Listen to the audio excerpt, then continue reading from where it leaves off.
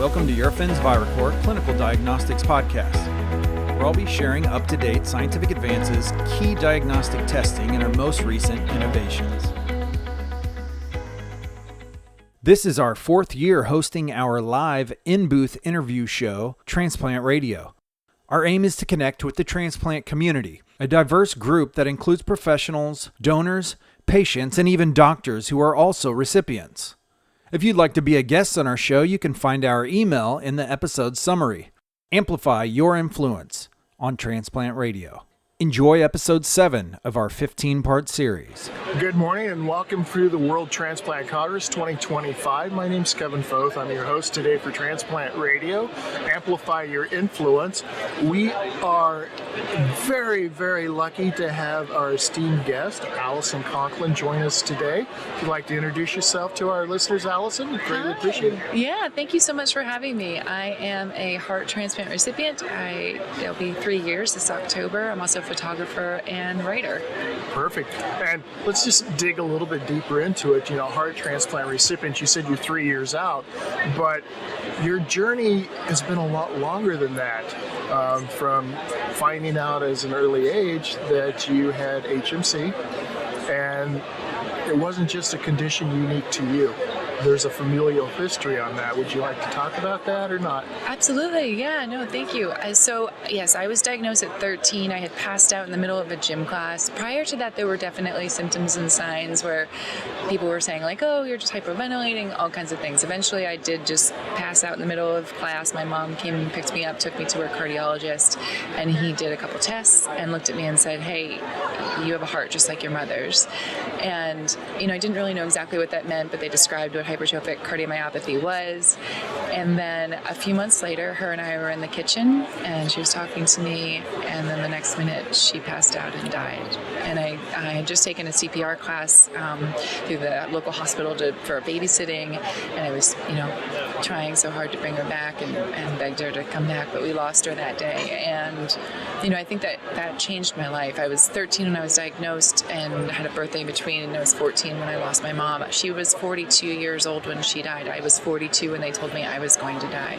Between that point of like 13, you have to imagine being diagnosed with HCM. It was, you know, I didn't know anybody else around me. This is the 90s. There's not really an internet presence, so no one else in my class is dealing with life-threatening illnesses, and I'm, you know, they're worried about homework and boys and, you know, relationships, and I'm the just whole adolescence going through, yeah. And I'm, you know, I've grown up, you know, grew up instantly in that moment, losing her, and she was my most favorite person in the world.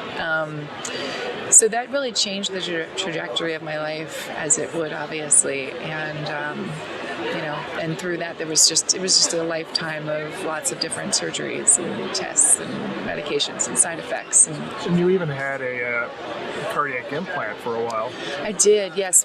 So this was 1994 when all this happened. ICDs weren't really commonplace quite yet, and in 2000 my cardiologist said to me, hey, your mom probably would still be here if she had that. And you know what I find really interesting about my journey specifically is I've gone through every iteration. You know, I had catheterizations, I had ablations, I had an ICD, I had a septal myectomy, all of, you know, and because of science, each one of those gave me a little bit more time, which led me to the next advancement, right? My ICD that I had replaced in 2000 was replaced many times throughout the, you know, that lifespan of me having a defibrillator. And it's amazing science just in general. I mean, I'm here because of it and because of the advancements. And eventually, obviously, it led me to transplant. That was my last option. Yeah, well, everything I've read about you and I've heard about you, you're an amazing person. Mm-hmm. There was one thing that you made sure you took with you when you went in for your heart transplant to the hospital. What was that? It was my camera.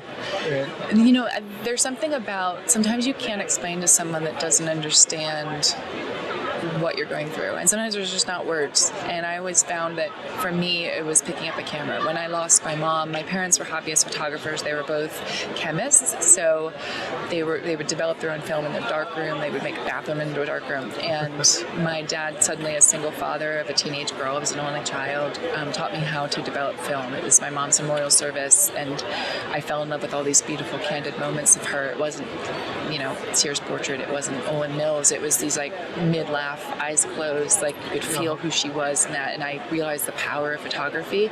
I then started a career in photography and have been photographing like events and weddings and magazines and books and my whole entire professional career. But when it came to my own life, I started documenting the whole thing.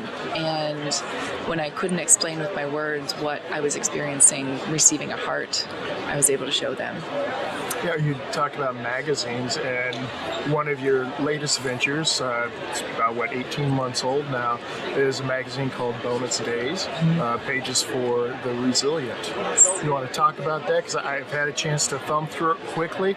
I'm definitely going to take it as my reading material on my flight back home tomorrow when we leave the WTC conference here. Yeah, I'm so glad that, and you have to report back to me. But basically, I had gone through this experience post-transplant, and I didn't know where to turn. I didn't have anyone else that had gone through it, and I felt like I didn't apply. And there's so many beautiful health magazines out there, but they all start from a place of how to keep yourself healthy. But that was never my trajectory, right? Like I was at 13, they were like, your heart, you have a disease. Like, and so I wanted to create something that felt personal, and I always find in the media as well, every story about transplant is usually the trauma that took to get them there, and then everything's sunshine and rainbows. And as we know, that's not exactly the case, and you definitely need to take care of yourself. And there's a lot of doctor's appointments and blood tests and all these things. And I was just wanting to create something that showed you, like, regardless of your diagnosis, regardless of your treatment plan, you can have a beautiful life, and it can be joyful, and it can be hard, and all of these things, but it's beautiful. And one thing, well, a couple of quotes I've found and I pulled up from you that I really find impactful. One was a post that the American Heart Association of Pennsylvania did on you, where you're quoted as saying, I think it's really important to understand your family history when it comes to your health. Knowing exactly what you might be up against, it's really important to understand that keeping yourself healthy is one of the important things out there. Talk about that. You did briefly, but it's not so much talking about the transplant recipient, keeping them healthy, but it's realizing the support network, that safety net that's out there for the people. We need to think about them also in the transplant community, and that they need help, support, as well as the recipient does. And you had said something, I forget which article I read it in, but it said, you felt that besides your family, you really didn't have a support community. Has that changed for you over the time with the bonus days, with your web and media presence? It absolutely has. I mean, I think it's such a selfish endeavor in terms of, like, I'm so inspired by interviewing these people. I'm traveling across the United States to tell stories, and it's sort of like, if they can do it, I can do it too. Because it's hard. It's hard to go day in and day out knowing that you need to take your meds at the same time and just be vigilant. Like, we have to be vigilant. It's not the norm. And so being able to meet all these incredible people and see how they handle their experiences and, like, the reasons they got to transplant, it's beautiful. And I think what I've found in this community is it doesn't matter how you got to transplant, and it doesn't even matter what organ was transplanted. We all just understand there's a connection between all of us, that all you have to say is, I had a kidney transplant, and you're just like, how are you? Right. And it's been, I just love working on it and meeting these people, and truly the response back from Bonus Days magazine has been remarkable, and I'm just so proud of it. And I think that it's the combination of everything of my life, professionally and personally, and I'm really, really proud of it. Yeah, and I think it's interesting too, just in the short time I've gotten, I feel my life is much more enriched just knowing you and your experiences. Thanks. But also a comment that you had written again in one of the many posts I've read about you and looked up on you, is you'd said you were always a very active child. You said you're in gym class, you're playing field hockey, and all this when your diagnosis of HCM came about. it doesn't sound like it slowed you down too much, and active is what you've been. But there was a quote in there, or a comment in one of the articles, where you went in for a stress test post-transplant, and your cardiologist goes, if I didn't know your history, I would say that you are a rock star, and everything is phenomenal. What did that make you feel like when you heard that? I mean, you have to understand that in the last few years, and the thing with my case of HCM, it was a very slow burn, so I didn't realize how bad I felt. And so I always explain with receiving my heart transplant, it was like if you never knew you needed eyeglasses and someone gave them to you and you put them on and you're like, wait, hold on, this is how I was supposed to be seeing my whole life. And that's what it felt like to have this heart. And well, you talked about eyeglasses. You had also said something about the heart, which really it made me smile and made me think, wow, I never thought of that. You woke up post-transplant and went, wait, I guess kind of like eyeglasses, going in to see your ophthalmologist, getting LASIKs. Right.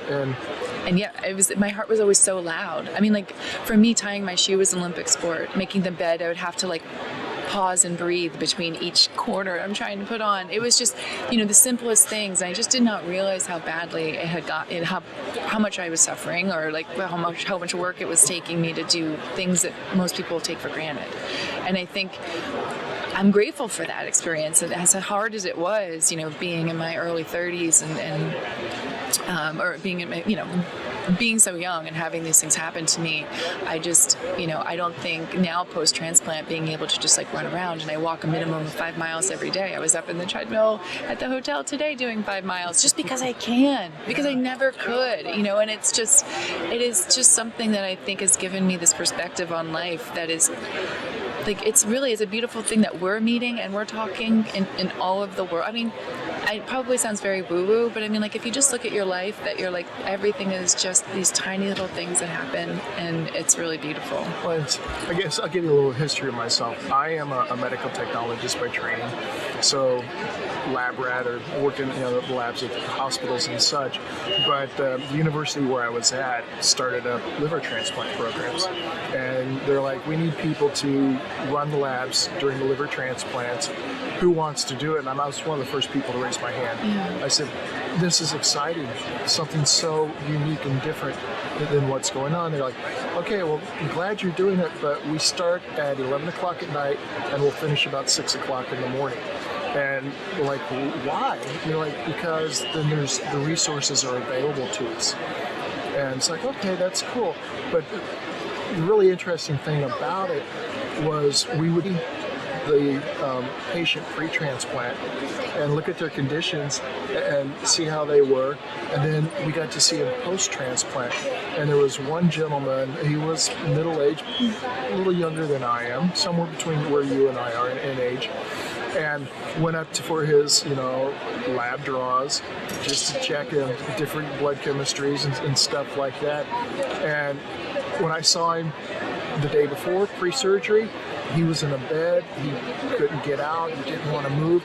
Walked into his room to draw his labs. He's sitting in a chair, he's watching TV, he's talking to his family. He goes, this is the best I have felt in years. It's a miracle that something, as simple, and which really isn't simple, could make such a change on the individual.